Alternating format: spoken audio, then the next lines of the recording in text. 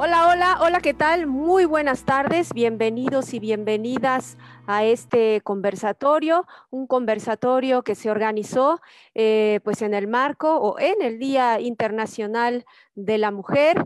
Recuerden ustedes que este día no es para celebrarse, es para conmemorar pues hechos en contra, hechos históricos y que siguen sucediendo, además hechos históricos, hechos actuales que siguen sucediendo, que siguen violentando a la mujer, y por eso es que hemos organizado este evento para tratar algunas de las problemáticas que se viven sobre todo en los espacios universitarios, y para ello nos acompañan dos abogadas que trabajan en la UAM Iztapalapa en la unidad de género, que ya nos explicarán ellas de qué se trata. Las voy a presentar.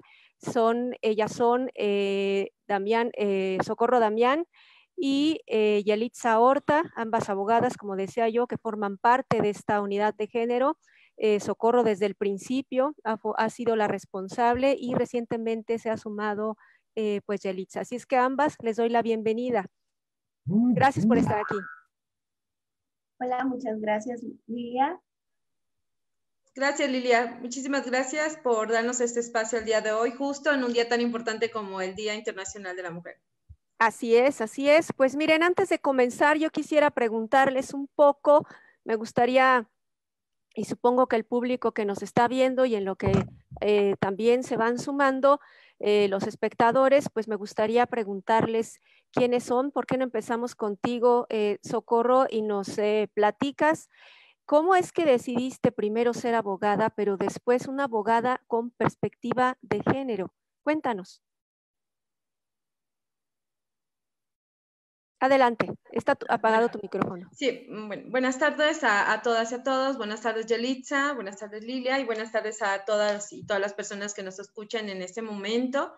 Bueno, yo decidí estudiar o ser abogada, estudiar la licenciatura en Derecho, justo porque vengo de un estado como es el estado de Veracruz, en donde tenemos alerta de violencia de género, pero antes obviamente no existía este mecanismo en la Ley General de Acceso. Estamos hablando de 1990 y tantos. Pero las injusticias que ya sucedían en mi estado y también porque tuve la desfortuna de ver que mi familia, a mi papá, pues lo maltrataban en el ámbito laboral, y entonces fue como que me nace ser abogada y después abogada feminista, porque ser abogada feminista representa tener cuestionar el propio derecho, cuestionar las normas, cuestionar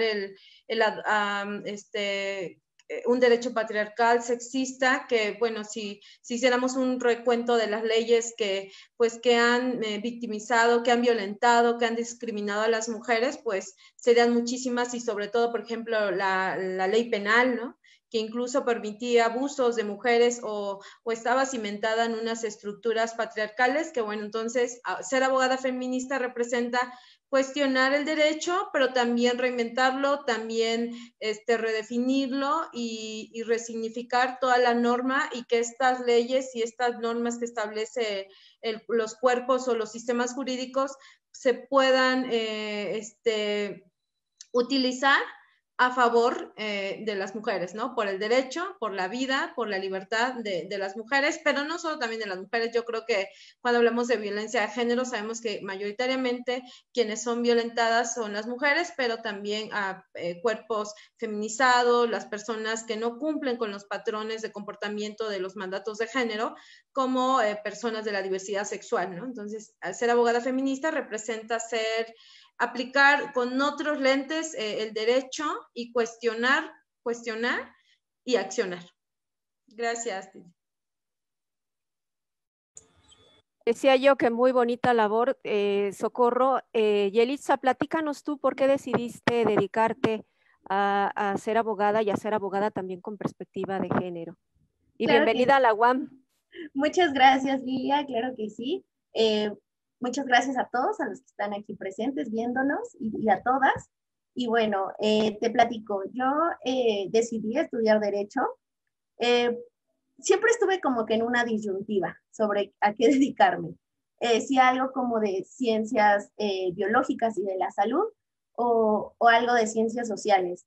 Después viendo como mis aptitudes, mis actitudes, dije, el derecho me llama más la atención, sobre todo porque dice, bueno, el derecho se aplica y está presente en todo, y es una herramienta que puede servir para muchas cosas, sobre todo para ir contra las injusticias, ¿sí? O sea, a veces, a manera de broma, en la facultad de la que provengo, siempre dicen como que tienen este chiste sobre, decide ser abogado para ir contra las injusticias. Y yo realmente debo decir que cuando tenía 18 años y cuando elegí esta carrera, esa fue una de mis ideas. Y de hecho yo creo que es algo muy bonito que todos los estudiantes de derecho y las estudiantes que entran vayan con esa idea, y creo que es terrible que hagan mofa de eso y que después como que se burlen, porque al final, y ya para platicarte por qué decido ser una abogada feminista y aplicar la perspectiva de género, mucho tiene que ver con esto. Como bien lo dijo Socorro, ser abogada con perspectiva de género y ser abogada feminista implica cuestionarte no solamente el derecho, sino cuestionarte la realidad social, cuestionarte la vida familiar, cuestionarte absolutamente todo. Y aplicar el derecho desde la perspectiva de género es ir más allá de solo normas escritas, ir más allá de un positivismo jurídico que te dice A más B igual a C. Es ver que el derecho está inserto en una estructura sociocultural, económica y política en la que inciden muchas cuestiones para que tales cosas sean así. Entonces, cuando yo realmente es a mitad de la carrera, más o menos como en sexto, séptimo semestre, yo me incorporo a la unidad de género de mi universidad. Y ahí es cuando yo conozco las problemáticas en razón del género. Y yo quedé sorprendidísima de que eso pasara en la universidad. Realmente fue como, no es posible. Conocí a grandes mujeres que cuestionaban el derecho, que luchaban, y entonces mientras vas teorizando entre el feminismo, el género, etcétera, y vas teorizando sobre el derecho, dices, no, todo esto está mal. Como Lisa Simpson grita, todo esto está mal, así.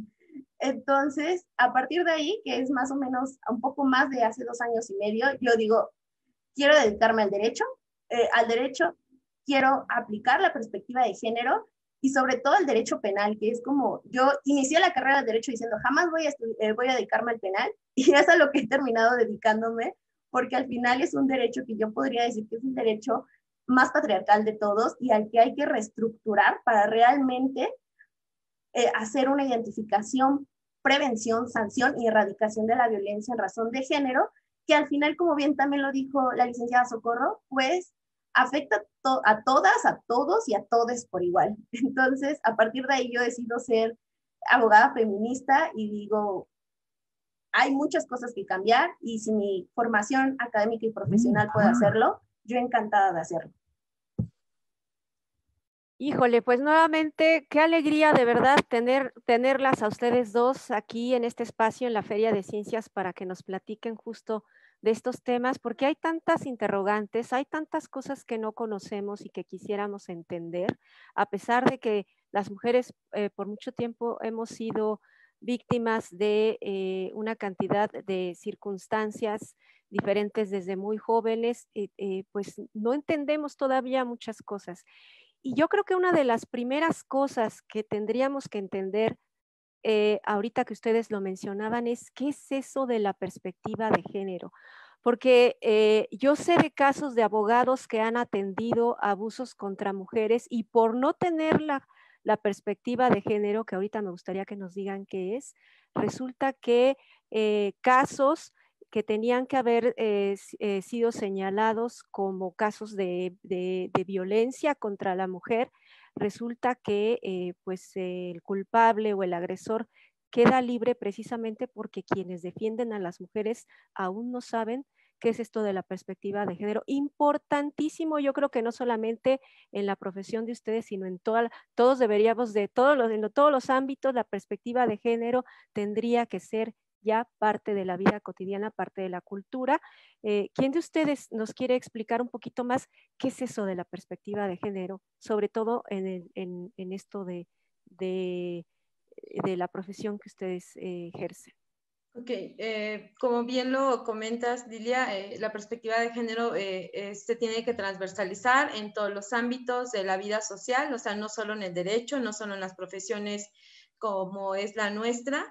La perspectiva, pues sí es una herramienta de análisis, ¿no? Tanto científica, que ya viene incluso y que no nos las estamos inventando, que es un concepto jurídico y que está en la Ley General de Acceso de las Mujeres a una Vida Libre de Violencia.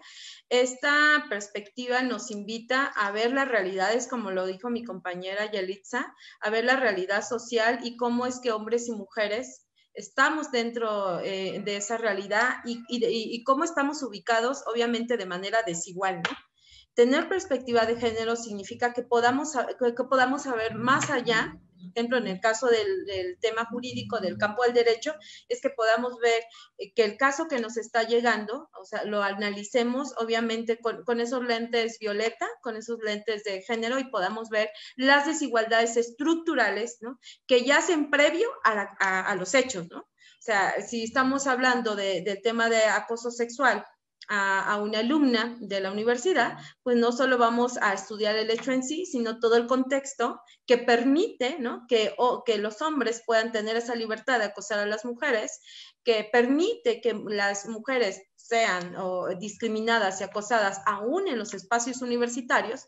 ¿Qué está pasando? ¿Por qué no estamos previniendo? ¿Qué desventajas tienen las mujeres? Es analizar las desventajas que tienen las mujeres en relación con los hombres, ¿no? O los privilegios que tienen los hombres en relación con las mujeres. Eso es la perspectiva de género en cuestiones prácticas, porque obviamente ya hay una ley general que nos las define y también hay mandatos, ¿no?, que están, por ejemplo, en sentencias relevantes donde ya mandatan que los operadores jurídicos, por ejemplo, en la sentencia Campo Algodonero, deben de tener y aplicar no solo la perspectiva de género, sino la perspectiva de derechos humanos, la perspectiva interseccional, ¿no? Es decir, que las autoridades, por ejemplo, universitarias, las universidades, no están exentas de cumplir estos mandatos internacionales para la erradicación de las violencias de género contra las mujeres y contra la diversidad sexual.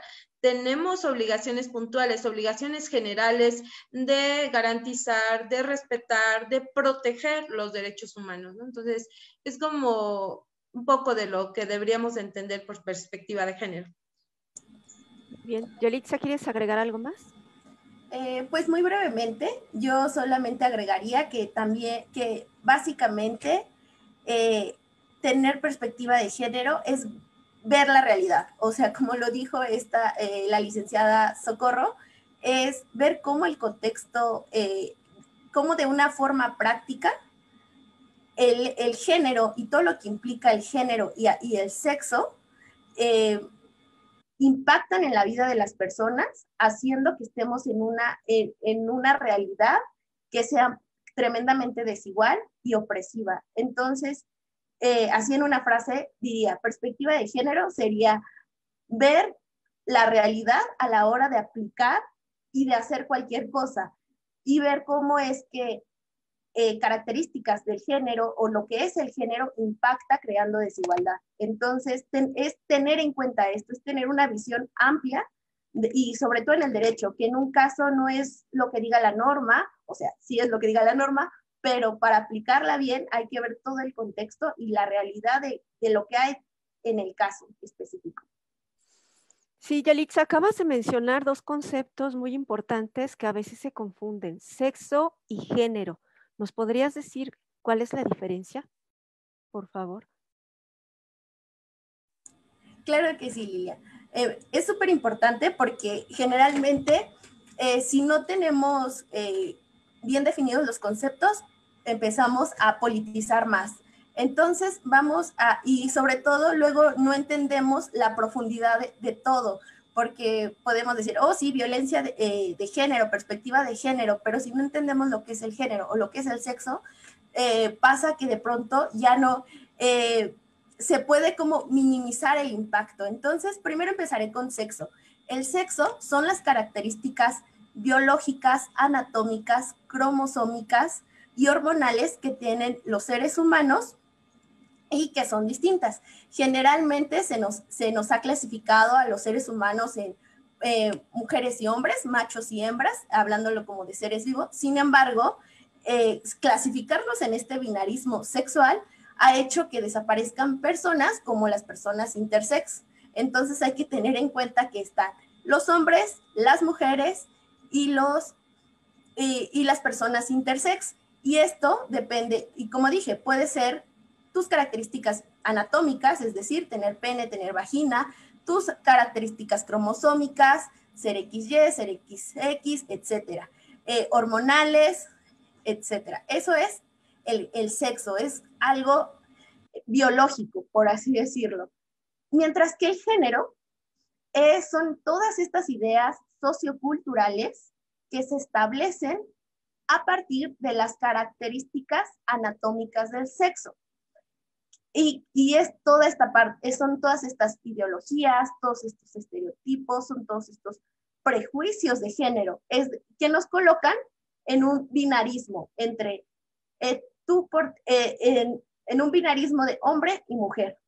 Entonces, hay que tener en cuenta que el género es algo construido, es una construcción social de la que nos dice cómo debe comportarse una persona por haber nacido con vagina o una persona por haber nacido con pene. Y entonces, a partir del género, es donde vienen los estereotipos, los prejuicios y los roles de género. Muy bien, muchas gracias. Creo que ha quedado claro y si no, pueden ustedes ir haciendo sus preguntas en el chat y pues sumarse a esta conversación. Soco, abogada, ustedes están ahora en esta unidad de género que lleva, si mal no recuerdo, si no me equivoco, un año, un poco más de un año, algo así.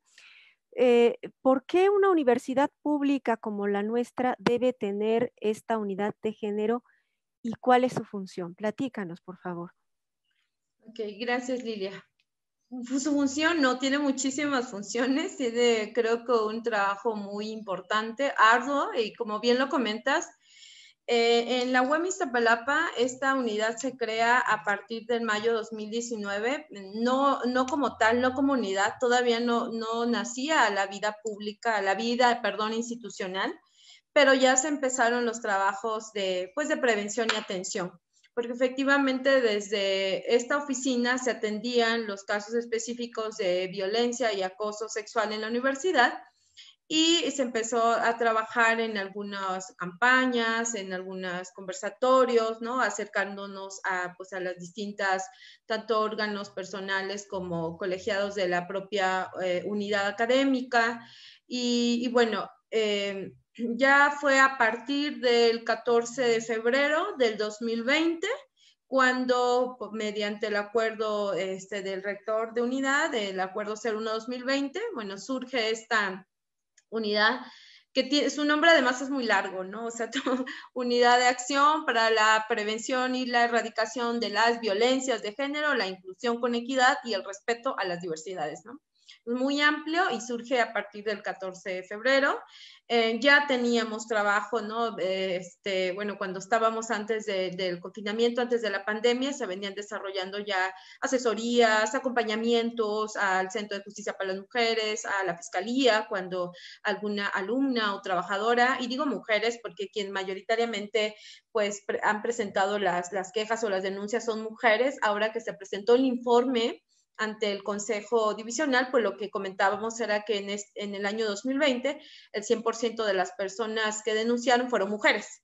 O sea, no hubo ningún hombre, o sea, fueron mujeres. Entonces, ¿por qué la universidad pública? ¿Por qué la UAM Iztapalapa? Porque, bueno, porque hay todo un contexto, ¿no? Y cuando hablamos de que sí importan los contextos, hoy, justo un día como hoy, Mujeres andan allá afuera, justo pues visibilizando, gritando el hartazgo de las violencias que se han sumado de distintas maneras y han llegado incluso a la violencia extrema, como son las desapariciones y el feminicidio, las desapariciones de mujeres. Entonces, La universidad, como toda, a partir también de la reforma del artículo primero constitucional, la reforma en materia de derechos humanos, pues obliga a todas las autoridades, tanto administrativas, jurisdiccionales, ¿no? a cumplir con los derechos humanos que están reconocidos en la Constitución, tanto en la Constitución como en los tratados internacionales.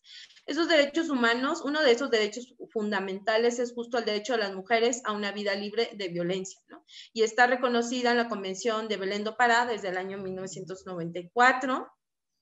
México lo ratificó, bueno, 96 por ahí, y bueno, también tenemos una serie de normas a nivel nacional y local que demandan y exigen justo que mecanismos para prevenir, ¿no? Mecanismos para atender la violencia de género.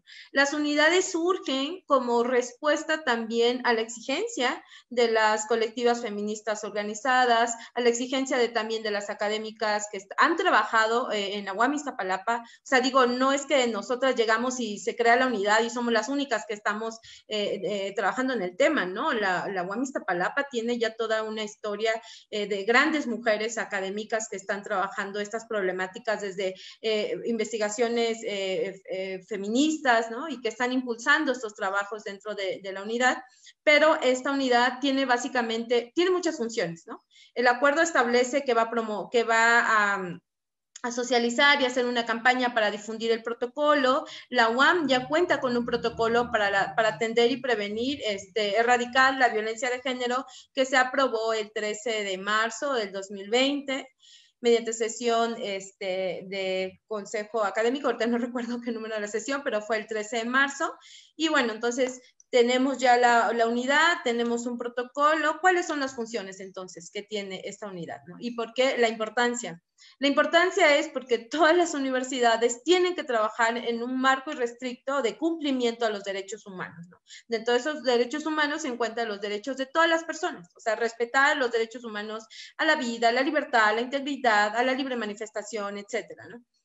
Pero también el derecho humano a una vida libre de violencia y el derecho a la educación, ¿no? Y el derecho a la educación implica que este derecho a la educación se lleve en las mejores condiciones para que quienes entran, no solo entren, sino salgan, ¿no? Salgan de la universidad, haya un desarrollo pleno, tanto en la vida académica, en la vida laboral y en la vida estudiantil, ¿no? Entonces, estas unidades, pues sí, tienen unas funciones importantes porque asesoran.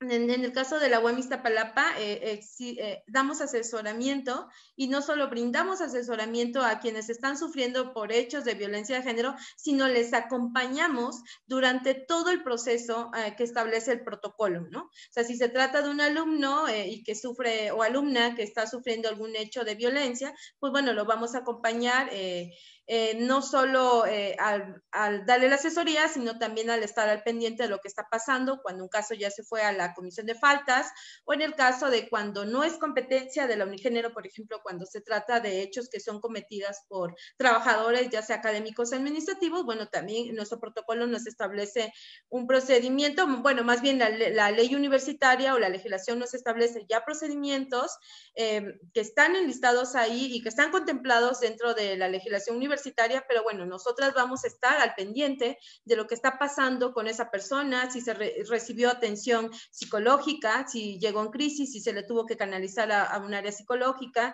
si se le van a brindar las medidas de protección, ¿no? Y todos esos aspectos, bueno, lo ve la unidad de género. Pero hay otra cosa bien importante que tenemos, no solo damos el acompañamiento o la asesoría, sino también trabajamos en temas de prevención. ¿Cómo? Pues justo con los conversatorios, con los talleres, y bueno, para eso igual y mi compañera Yelitza te puede hablar sobre los dos cursos pasados que tuvimos sobre pues el de masculinidades y el que tuvimos sobre amor romántico y cómo despatriarcalizar las relaciones que tenemos entre hombres y mujeres, en donde prevalece la violencia, la desigualdad, y pues muchas veces no nos damos cuenta de esos malos tratos, ¿no? Y hacemos de nuestra vida algo cotidiano el maltrato y no podemos identificar, y por lo tanto, si no identificas, pues no denuncias y no sales de esa relación violenta. Entonces, son funciones muy importantes que tiene esta unidad de atención, y que bueno, también mi compañera ya te explicará un poco más sobre estos cursos y talleres. Muy bien, pues antes, Yeritza, de que nos platique sobre estos talleres que realizan, quisiera que nos platicaran qué tipos de violencia se dan más en la universidad, cuáles son los casos que les llegan y que hablemos también un poco de qué es violencia, qué no es violencia, porque muchas veces las mujeres son víctimas y no lo saben, ¿no? No saben que si el novio les habla cada rato, si ellas no quieren contestar las buscan hasta con el teléfono de el número de las amigas, etcétera, es acoso. En fin, como esos casos hay muchos, ojalá nos platiquen algunos casos quienes nos están viendo ahora, pero a ver, obviamente me imagino que hay cosas que no pueden decir, pero díganos más o menos cuáles son las problemáticas en este sentido que enfrenta en estos momentos nuestra comunidad universitaria, porque seguramente es un reflejo de lo que sucede en la sociedad afuera de las universidades también, ¿no? ¿Quién quiere? Em, ay, bueno, eh, yo, Lilia, bueno, para explicar antes esta pregunta que nos haces, sobre todo creo que hay que comenzar sobre qué es violencia. Y pues para decir qué es violencia es toda acción, conducta u omisión que genere daño, sufrimiento, angustia, dolor, molestia o inclusive la muerte a una persona. Cuando hablamos de violencia de género, pues hablamos de a una persona a consecuencia de su género. Es decir, a raíz de estas ideas, de estas creencias, de esta construcción sociocultural que nos dice cómo debemos comportarnos, qué funciones tenemos, qué oportunidades, qué valoración, etc. Entonces, existen bastantes tipos de violencia, los cuales no nos los sacamos así de, bueno, existe este tipo de violencia, sino más bien los enumera tanto la Convención Interamericana para Prevenir, Sancionar y Erradicar la Violencia contra las Mujeres, como la Ley General de Acceso de las Mujeres a una Vida Libre de Violencia. Dentro de los tipos de violencia tenemos la violencia psicológica, la violencia física, la violencia patrimonial, la violencia económica, la violencia sexual. Y dentro de estas violencias entran un sinnúmero de conductas, como las que tú nos mencionabas ahorita, digamos, el tipo que nos decías que te está siguiendo con el celular, que te está mandando mensajes muy seguido, etcétera, que puede ser una violencia psicológica, y si tiene algún tono sexual, pues un acoso sexual, ¿verdad? Y no solamente esos tipos, esos son los que enumera la ley general. La ley de la Ciudad de México todavía va un poco más hondo y nos dice que existe también la violencia contra los derechos reproductivos, la violencia obstétrica, la violencia simbólica, la violencia feminicida.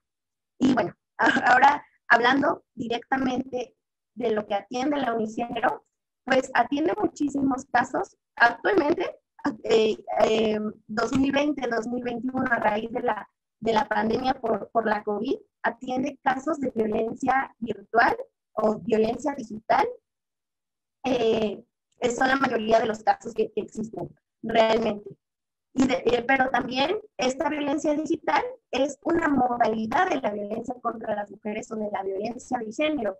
Es decir, que es una esfera de la vida en la que ocurren todos los tipos de violencia que te mencioné. Entonces encontramos que sí, la violencia digital ahorita se está presentando más, sin embargo, se presenta muchísimo la violencia psicoemocional, que es la violencia, que esta violencia en particular está presente casi en todos los casos, o en todos los casos. También se presenta bastante la violencia sexual en su modalidad de hostigamiento y de acoso. Y bueno, no sé si la licenciada Socorro quiere hablar un poquito más en este tema. No sé si Lilia, ¿nos ibas a hacer otra pregunta o No, no, adelante, adelante. Si tienes algo que agregar a lo que nos hizo favor de decir Yelitza, por favor. Bueno, pues agradezco a mi compañera Yelitza también por puntualizar todos los tipos de violencias y pues efectivamente Hay violencias que no se logran identificar todavía, ¿no? O no como tal, o sea, de pronto cuando alguien nos contacta, o sea, ¿cómo se está viviendo ahora? ¿Qué está viviendo nuestra comunidad universitaria justo en este contexto de pandemia? ¿Cómo están viviendo esta violencia? Pues recordemos que ahora todo se trasladó a la área virtual, ¿no? A lo digital, y pues siempre ha sido como muy complicado para quienes estamos atendiendo también desde el otro lado, porque pues si antes llegaba la persona y nos comentaba de manera física, de manera presencial lo que le estaba viviendo, o tenía la oportunidad de llegar en ese momento a contarnos, pues ahora todo eso pues se limitó, ¿no? O sea, nos vemos limitadas porque las asesorías se tienen que dar pues también por Zoom.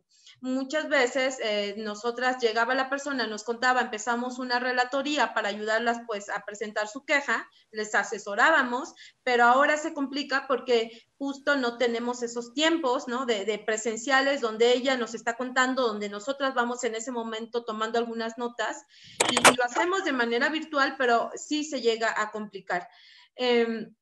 ¿Cómo estamos atendiendo? ¿Qué estamos viendo? Pues un aumento desmedido a los acosos en línea, ¿no? Los acosos cibernéticos, humillaciones, maltrato, que quizá no tiene que ver una connotación sexual, pero sí hay compañeras o compañeros que están atacando a sus compañeros en clases virtuales, en el área de Virtuami, ¿no? O sea, el área donde están ellas tomando sus clases, reciben correos ofensivos, denigrantes, humillantes, incluso alumnas que están incluso recibiendo amenazas vía correo electrónico o que suben a alguna página o reciben mensajes vía Messenger, Instagram, Facebook, correo electrónico y una serie de herramientas tecnológicas que deberían de servir. Obviamente esa tecnología tiene, si le damos un buen uso, pues sirven, ¿no? Para el desarrollo también académico y escolar de las estudiantes.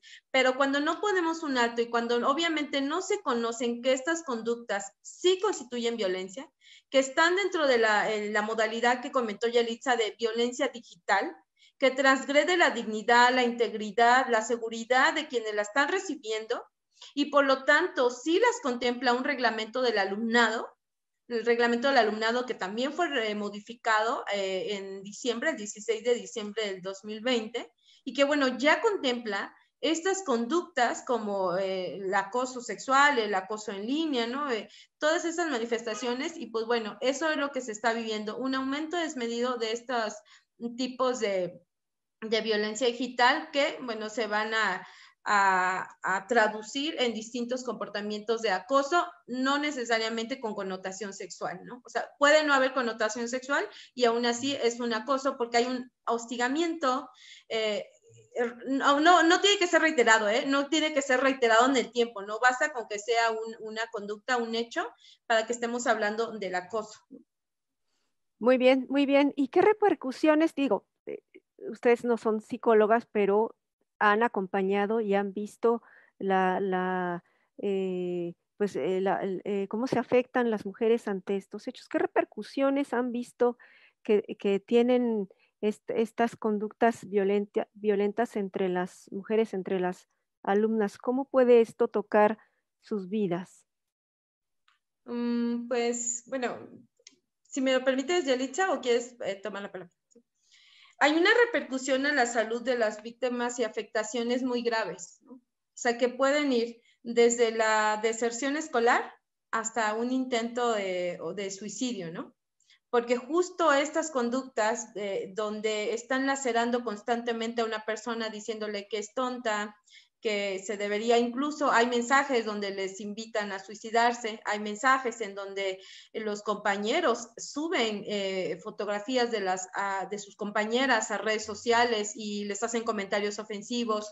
Hay incluso casos en donde los hombres, varones, compañeros se han atrevido a insultar a sus compañeras y, por ejemplo, en páginas como Facebook, que es público y que cualquiera puede ver esos insultos, cualquiera puede ver, pues imagínate cómo repercute no solo en la salud física, sino también emocional. Pueden tener desde angustia y efectivamente no somos psicólogas, pero bueno, lo hemos explorado, lo hemos visto cuando platicamos con ellas, que se sienten inseguras, que se sienten temerosas, que tienen ansiedad, que no quieren seguir en clase o que no quieren tomar la clase porque nos comentan es que, bueno, va a estar ahí el compañero y tiene su cámara encendida o habla como si nada y sabe lo que hizo, ¿no? Son esos comentarios que nos llegan a hacer.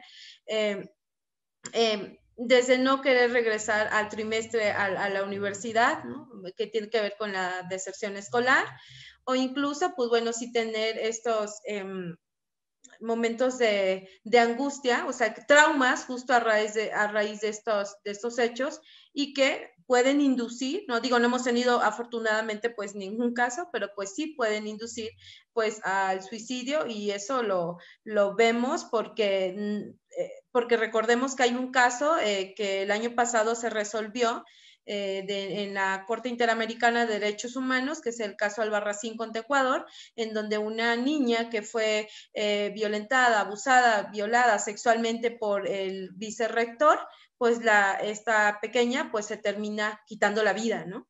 Porque además piensa que no le van a creer, porque además las autoridades no le van a creer, y además porque ya sabían, o sea, había una protección por parte de las personas que estaban en su entorno, de esta escuela, de este ámbito educativo, personas que se habían enterado que Paola estaba sufriendo estas agresiones sexuales, pero bueno, lo vieron como un acto consentido, ¿no? Como si una niña de secundaria pudiera consentir, perdón, de bachillerato pudiera consentir andar con una persona adulta y pues eso no es posible y bueno, ella terminó pues quitándose la vida. Entonces, por eso de ahí la importancia de atender a tiempo y frenar estas violencias para que no podamos tener consecuencias pues irreparables y sobre todo que la universidad también garantice estas medidas de protección urgentes en donde tenemos que proteger y salvaguardar la integridad de quienes denuncian, porque siempre cuando denuncian la violencia se puede disparar, ¿no?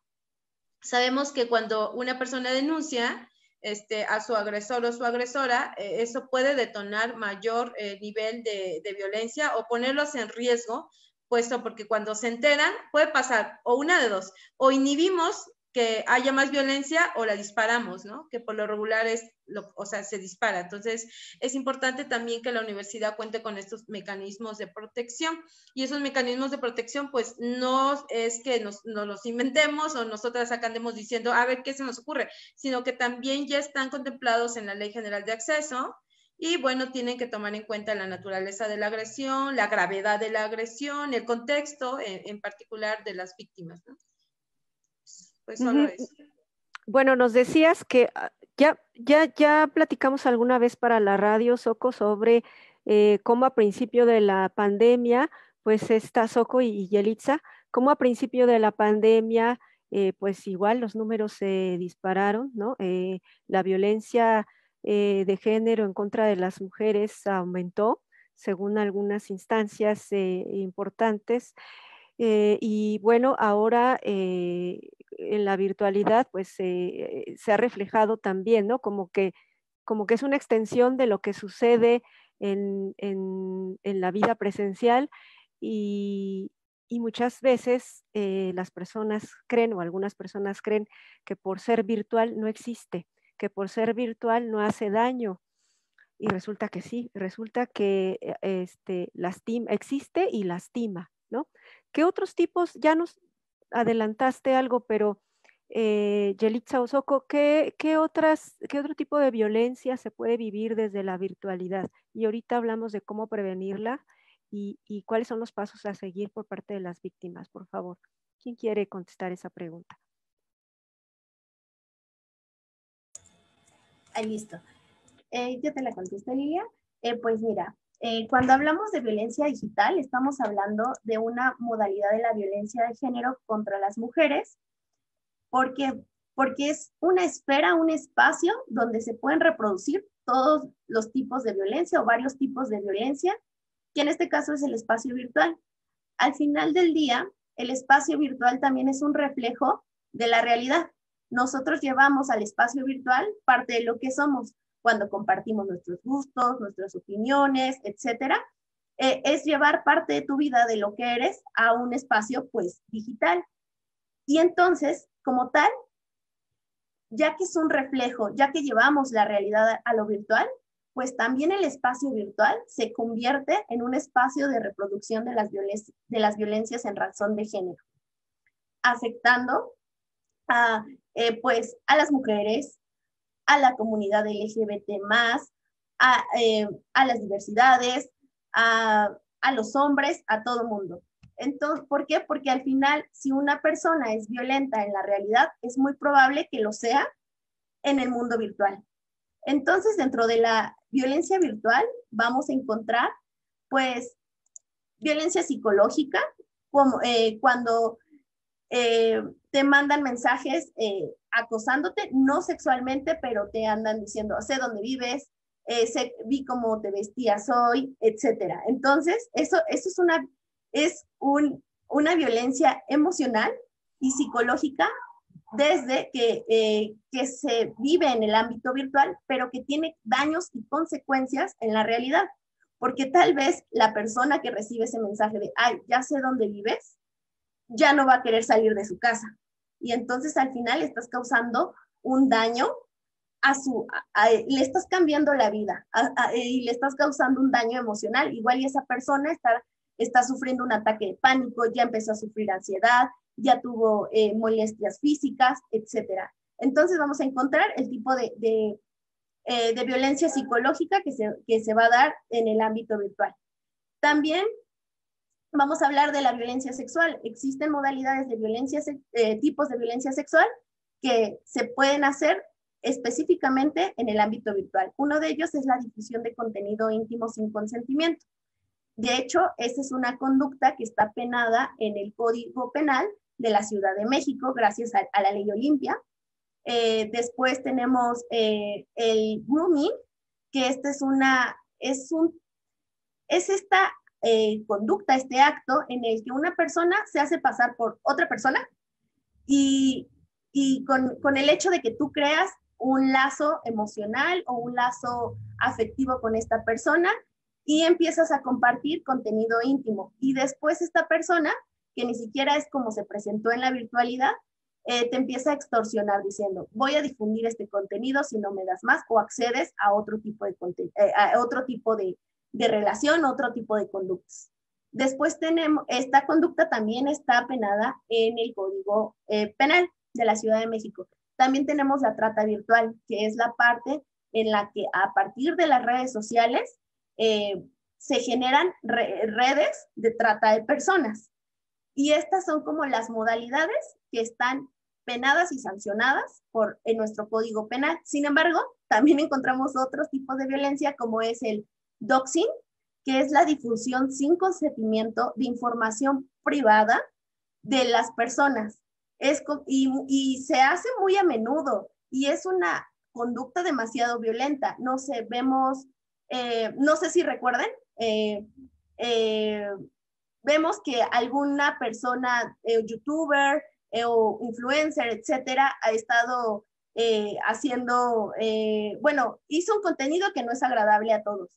Y entonces publican ya su dirección, publican su dirección, publican datos personales, publican quiénes son sus familiares. Y entonces, al final, eso también es un comportamiento violento porque le estás causando un daño a esa persona.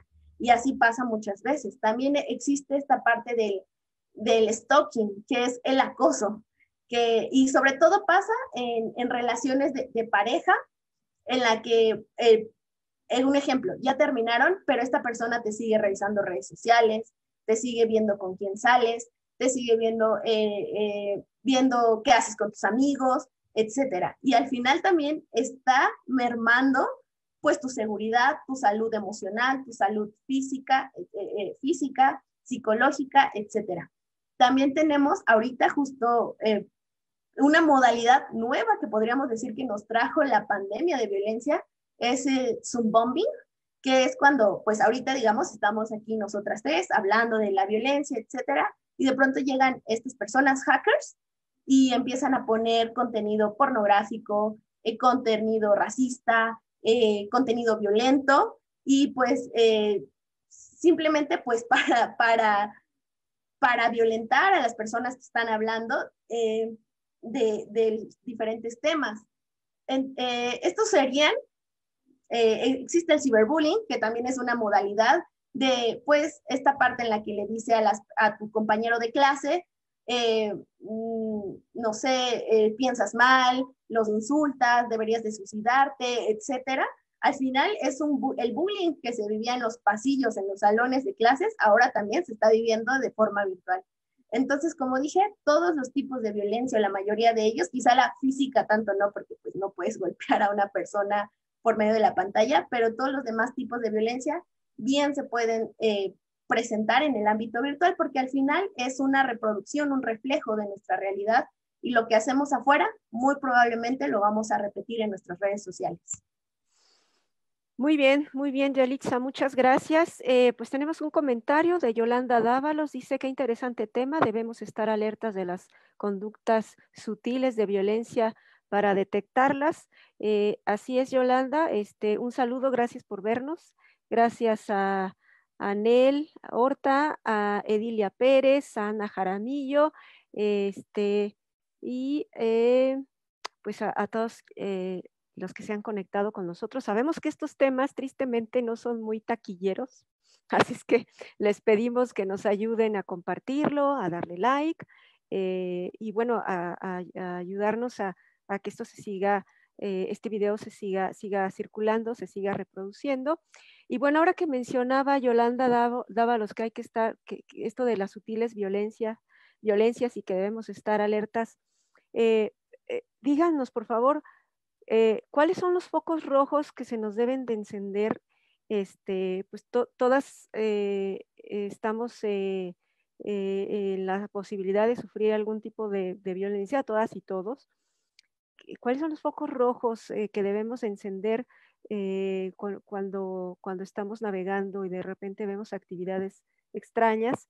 ¿Y cuáles son los primeros pasos que debemos hacer si sentimos que alguien nos está violentando o si sentimos acoso, etcétera? Soco, a lo mejor ahora tú.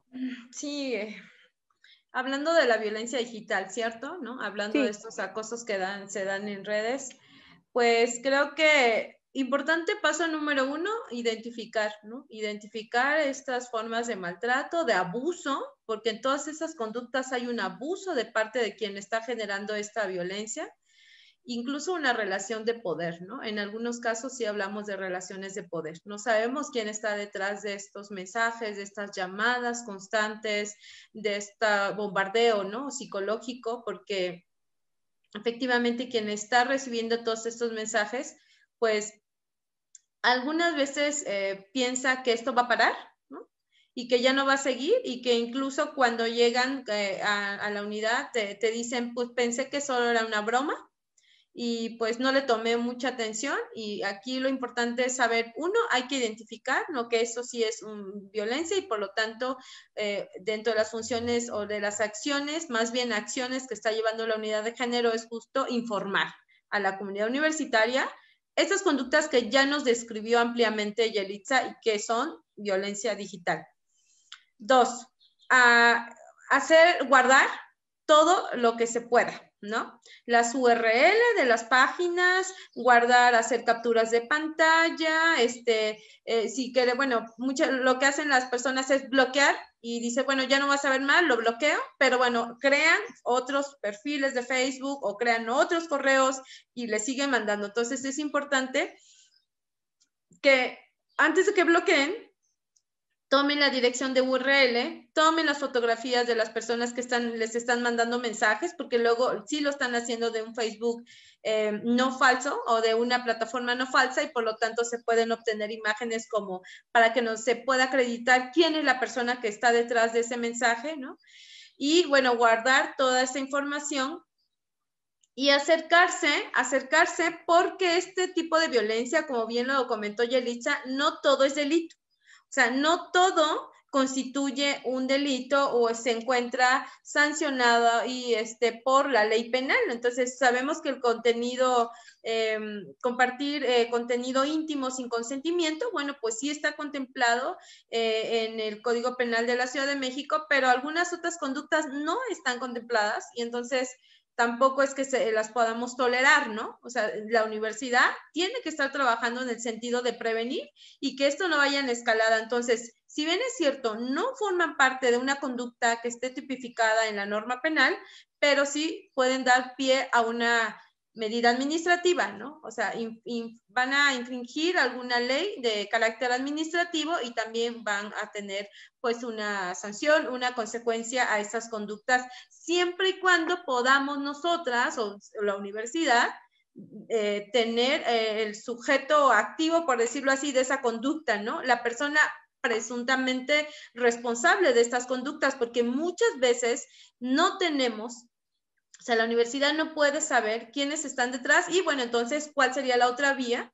Ir al ámbito penal o no necesariamente a iniciar una carpeta de investigación, pero sí a tener comunicación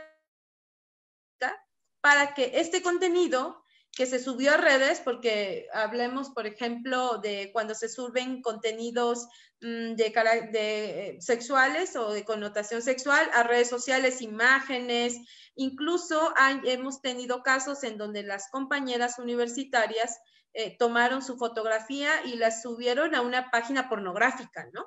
Y ahí está navegando, o sea, imagínate a la vista de muchos que lo pueden compartir, la fotografía de esta persona con sus datos personales, su número, su teléfono, incluso que les han llegado a poner y estudian en la UAM Iztapalapa, ¿no?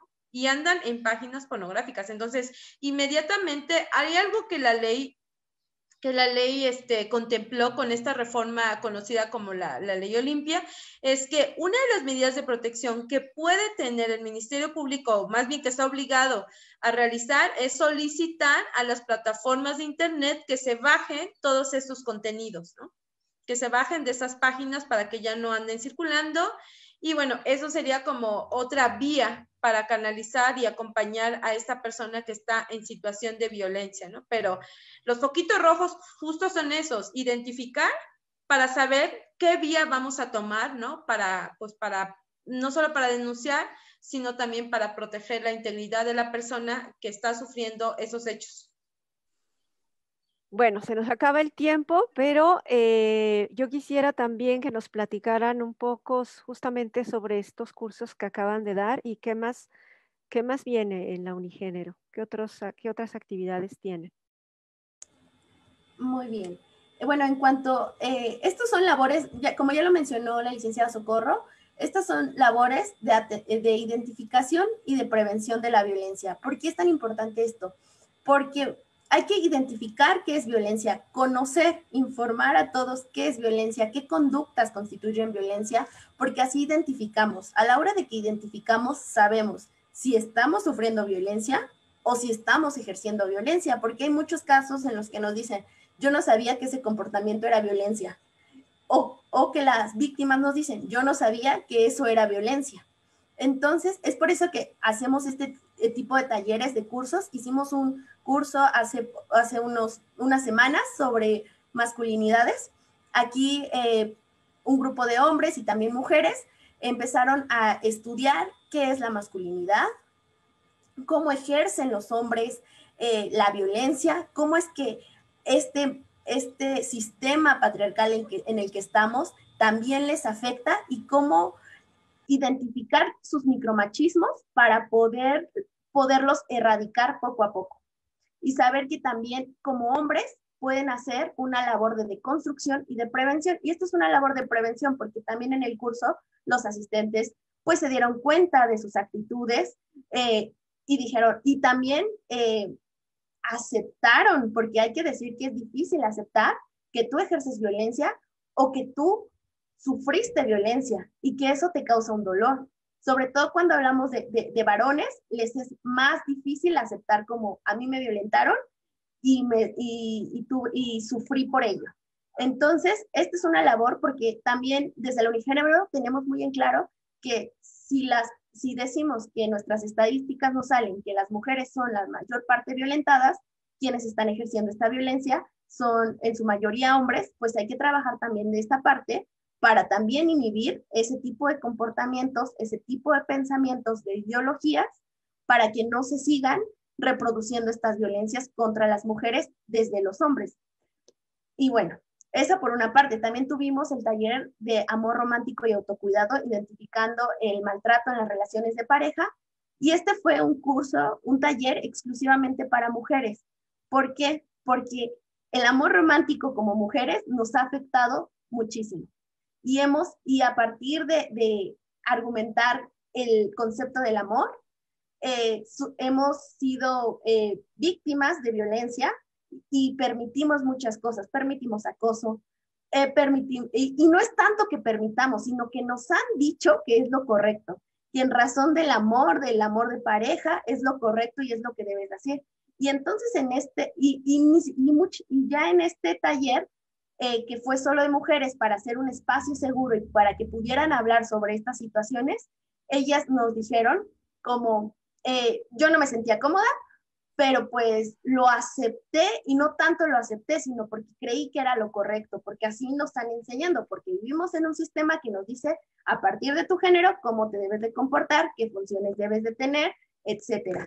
Entonces, también enseñar que las relaciones erótico-afectivas deben de desconfigurarse, despatriarcalizarse, y ver el amor y relacionarnos desde otras formas y desde otros acuerdos, también es una forma de prevención, de identificar y de prevenir, porque así sabemos qué cosas son violencias y qué cosas no son violencia, y sobre todo qué hacer para evitarlas.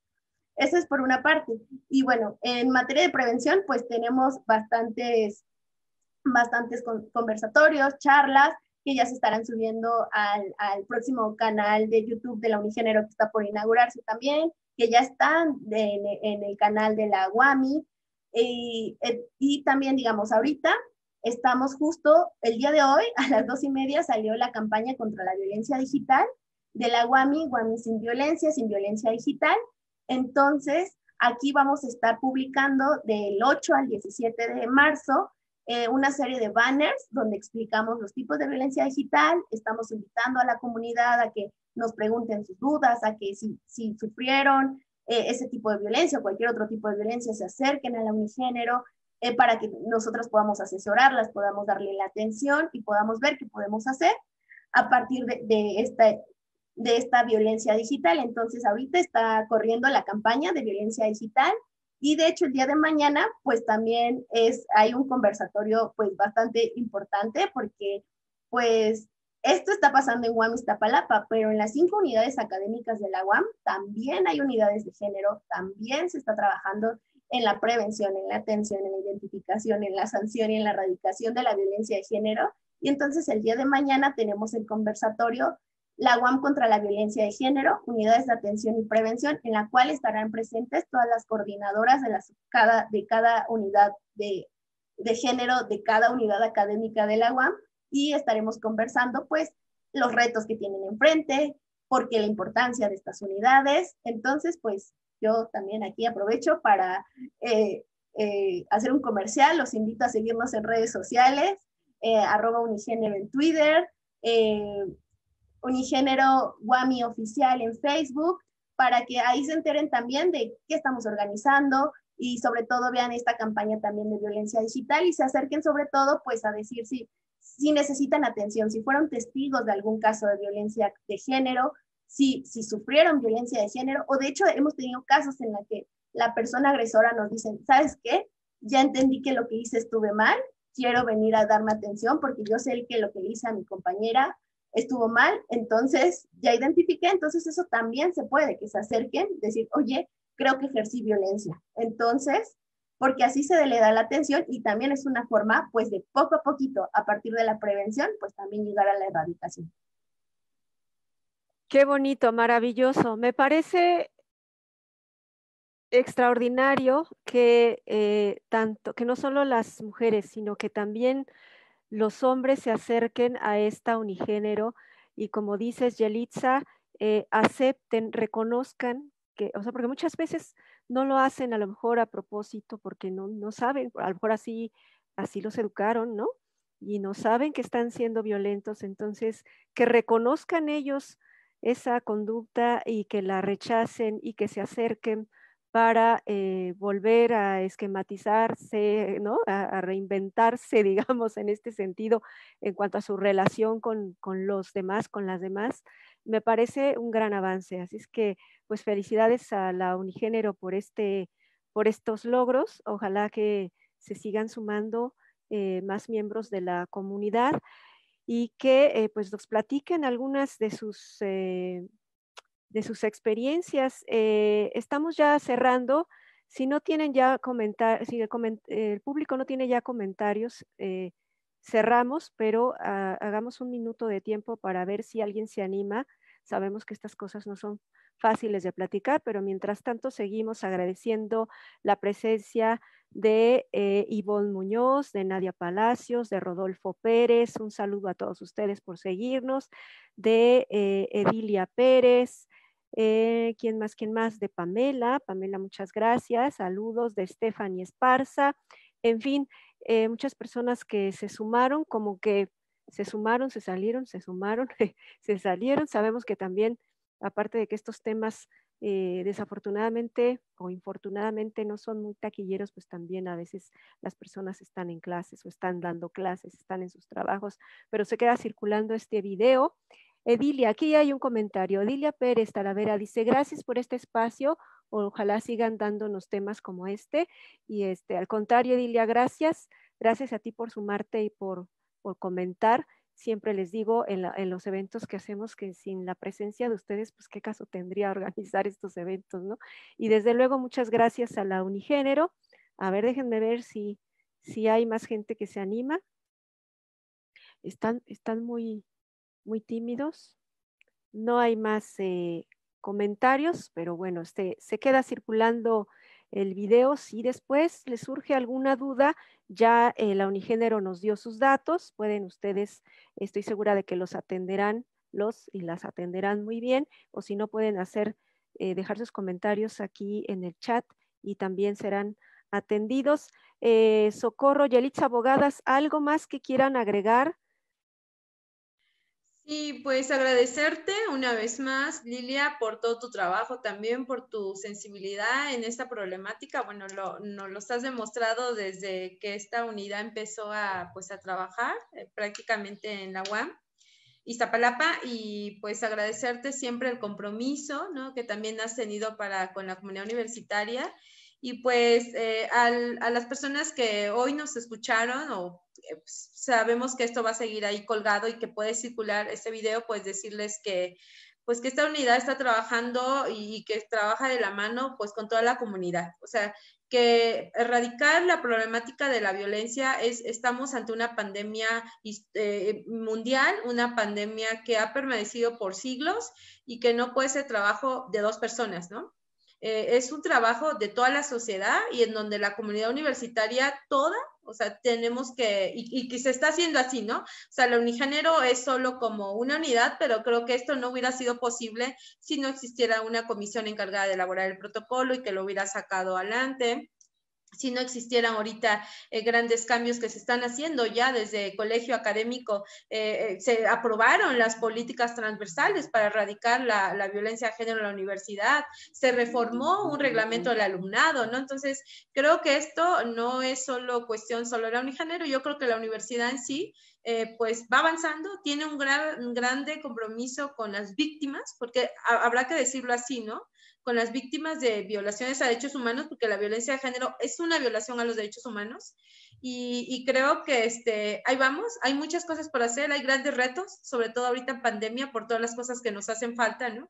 Por ejemplo, hablábamos de que se necesita atención psicológica, también con gente especializada, ¿no? Que estas unidades, pues en la medida de lo posible, vayan también creciendo en cuanto a equipo, para poder dar una mejor atención con debida diligencia, como nos los demandan los estándares internacionales, ¿no? Y gracias, Lilia, y gracias a Yelitza, porque para mí es un gran honor que ella, una abogada joven, ¿no? Además una abogada joven que no está viciada, ¿no? Que tiene todo el ímpetu de despatriarcalizar el derecho, pues se sume justo a esta unidad de género. Y gracias, Yelitza, también por todo tu trabajo. Muchas gracias a la licenciada Socorro, a ti Lilia, muchísimas gracias por el apoyo, por el espacio Y pues aquí solo mencionar que desde la Unigénero seguimos trabajando en materia de prevención, en materia de atención. Acérquense, realmente también esto es como una difusión también de la propia Unigénero para que sepan a dónde acercarse y pues que no están solas. La comunidad universitaria no está sola y estamos aquí para atenderlos y para seguir previniendo y pues al final llegar a construir espacios universitarios más seguros, que eso también es súper importante para toda la comunidad. Ay, al contrario, muchas gracias a ustedes. El honor ha sido mío, Soco, Yelitza, abogadas. Qué gusto tenerlas aquí. Gracias por su labor también. Y bueno, ya no pudimos tocar esto de las redes, ya lo tocaremos en otra ocasión. Fundamental hacer redes de protección. Entonces, creo que es bueno sumar, decirle, me encantó esto que dices, Yelitza, no están solas, efectivamente no están solas. Lo mismo que te pasó a ti, le pasó a otras, lo mismo que te pasó a ti, me pasó a mí, le pasó a Socorro, le pasó a Yelitza, a Yelitza nos pasó a todas, absolutamente todas hemos sido víctimas de algún tipo de violencia de género. Así es que, bueno, pues estamos unidas, estamos escuchando, las escuchamos y estoy segura, yo he visto un compromiso enorme por parte de Socorro y ahora por Yelitza. Se ve que saben de este tema, que les importa y que efectivamente no las van a dejar solas. Y muy importante no quedarse calladas, ¿cierto? Totalmente de acuerdo, Lili. Claro, igual, de acuerdo.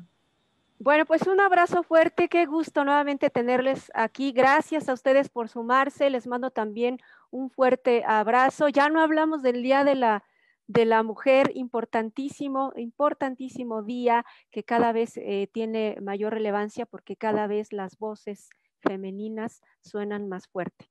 Muchas gracias y pues hasta el próximo conversatorio. Díganos de qué más, de qué otros temas quieren saber, si quieren tener aquí otra vez a nuestras amigas de la Unigénero, pues con todo gusto armamos un conversatorio en el que nos gustaría que participen más, no se queden callados, díganos algo.